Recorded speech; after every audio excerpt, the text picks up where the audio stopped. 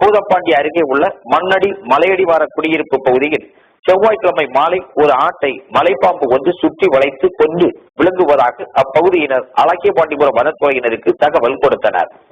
அதைத் தொடர்ந்து வனச்சரகர் சுப்பிரமணியம், வனவர் ராமலிங்கம் மற்றும் ஊழியர்கள் சம்பவ இடத்திற்கு விரைந்து சென்று பார்த்தனர். அப்போது அந்த மலைப்பாம்பு சுமார் 15 கிலோ எடையுள்ள ஆட்டை விழுங்கியபடி கிடந்ததை கண்டனர். அந்த ஆட்டின் கொம்பு பாம்பின் வயிற்றில் சிக்கி உள்ளே செல்லாததால் பாம்பு திணறியபடி நகர முடியாமல் கிடந்தது. அந்த ராட்சத பாம்பு 26 அடி நீளமும் 45 கிலோ எடையுடனும் காணப்பட்டது. உடனே பொதுமக்கள் உதவியுடன் வனத்துறையினர் அந்த மலைப்பாம்பை தூக்கிய போது அது விழுங்கிய ஆட்டை கக்கிவிட்டது.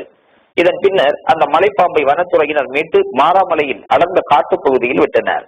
இந்த பாம்பு 18 நாட்களுக்கு முன்பு இதே பகுதியில் 7 கிலோ எடையுள்ள ஒரு ஆட்டுக்குட்டியை விழுங்கியது. அப்பொழுது மக்கள் கூச்சலிட்ட போது அந்த பாம்பு அருகில் உள்ள பழையாற்றில் குதித்து தப்பிவிட்டது.